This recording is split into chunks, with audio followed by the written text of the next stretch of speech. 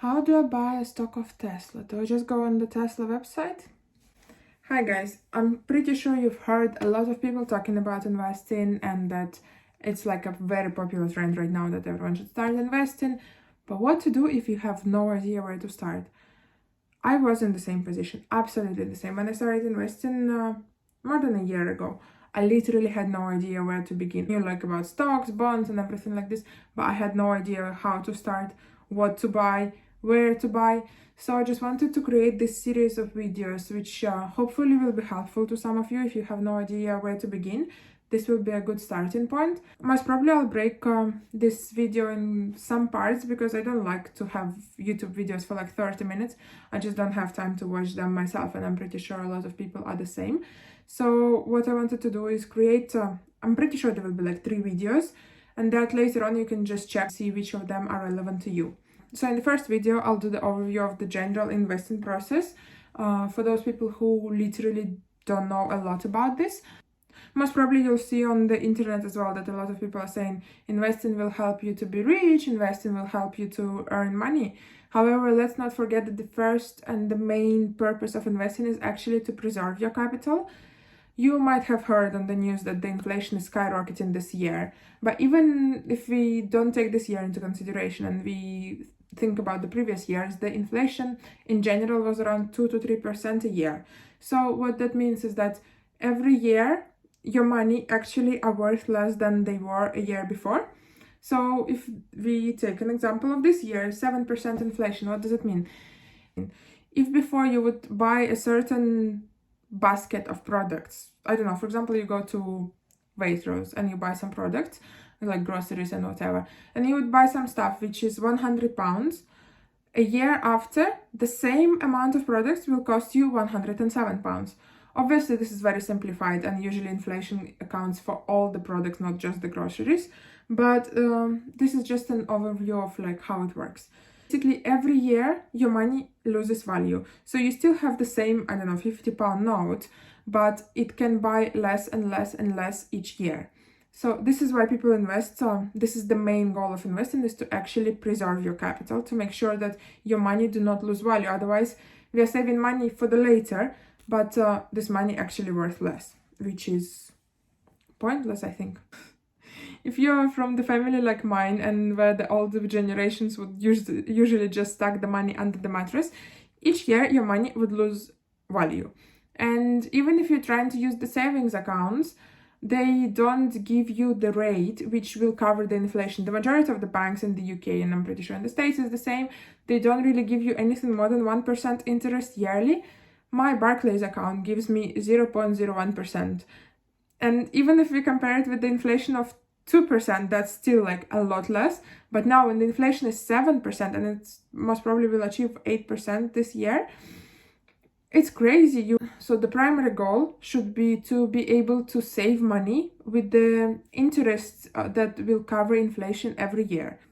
So that after a year we will get return on our investment, which will also cover the value that the money lost. Obviously, a lot of people also want to achieve some extra returns. It's understandable. We all want to live in a good life. We all want to have a healthy, wealthy future.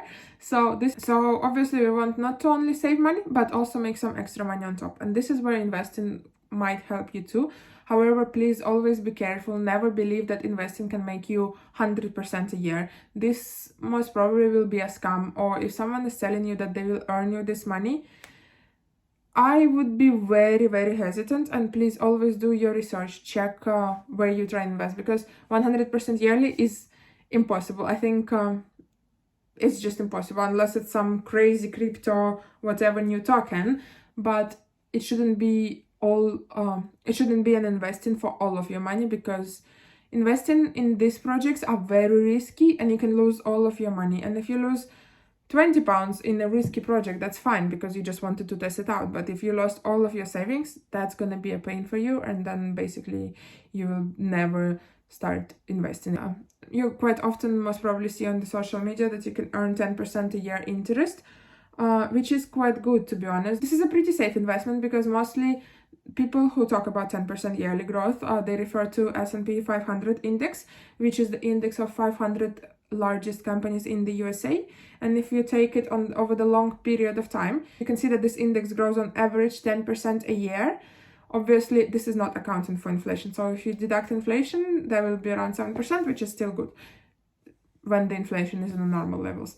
So investing in S&P 500 is investing for a long term, because the market can be down as well as it can be up. However, on the long term, historically, it always grows. Here, there is an important note to remember that you cannot predict the future based on what happened in the past, but we can see the general trend. We can see that the market is growing, and it's growing 10% yearly. So this is a good place to start.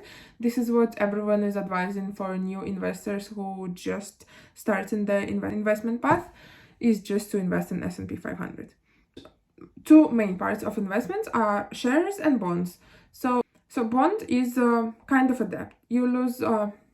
You loan your money to the government or to some big corporations who need capital to, I don't know, build a new factory or whatever. And basically, this loan is for some certain period of time. And after 3 years, for example, you would get your initial investment back. Plus, all this time, they will pay you some interest. So each year, they will pay you a certain percentage of their bond value. However, this is a very so-called conservative and safe investment, because usually you will get around 2 to 3% yearly, which is still pretty low. And if you invest in for the long term, you can invest the majority of your capital in shares. What is a share? Share is literally a part of the company. So if you own one share of Tesla, you literally own one little piece of Tesla company. Wow, this is exciting, no? But yeah, at the moment, let me quickly check Tesla shares outstanding. So according to Yahoo Finance, at the moment there are around 1 billion shares. So obviously if you have just one share, you don't really have a huge value of the company in your pocket. However, as we saw recently, Elon Musk bought 9.4% of all the shares that Twitter has, and then obviously you have a huge impact on the company, and you can influence the way the company will. Shares can be profitable in two ways. The first one is the dividend. So some of the shares, they distribute the profit that they earn each year to their shareholders. So each year you would receive a certain percentage of the income that they received this year. However, not all of the companies are paying dividends, and usually if the companies pay dividends, they don't really pay that much. Usually it's around 4% a year. And then the second part of how you can get rich with shares and with investing is basically when the value of the company grows. So each year, if the company earns more, it builds more factories, it can produce more of their product, and then they sell more. Obviously, each year they will earn more money for themselves, and in general, the value of the company will grow and grow and grow and grow, and obviously, the value of the share will grow consequently. Investing in single companies, it can be very dangerous, because you never know what can happen with the company. Even some big companies can suffer huge losses, as we saw all this year. Netflix dropped a lot, like more than 50% of their value. Even that before, everyone's saying Netflix is like such a great idea to invest in. So this is why people invest in S&P 500, because this is an index which contains 500 large companies.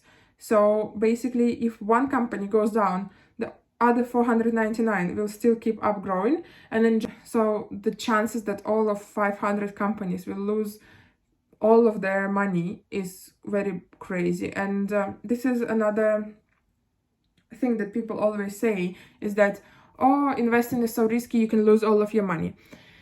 Let's think about this. The S&P 500, it contains 500 largest companies in the US. If all of them go bankrupt, so that basically their value goes to zero, first, I mean, I'm not sure under which circumstances this might happen. And then secondly, if S&P 500 goes down, which means 500 companies go bankrupt, it means the US economy will be in a very, very, very, very bad place. Like, I'm pretty sure at that point, the money will just lose their value in general, because still economies depend on the companies, and if companies go bankrupt, I mean, I just can't imagine that all of the companies will go bankrupt. It never happened before, and it's something completely out of the sky. And again, if if S&P goes to zero, you will have a lot other problems in your life rather than thinking what happened with your investment, because I'm pretty sure then it will be some anarchy in the world.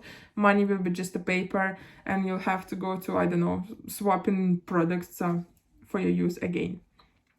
So this was the first part of the video, introducing you to investing as well. And then, yeah, please let me know if you have any specific questions about investing, what instruments you're interested in, and I'll cover it in my next videos. Thank you. I love to film videos like this. I think I'm gonna be filming videos on the front camera. It's so much easier.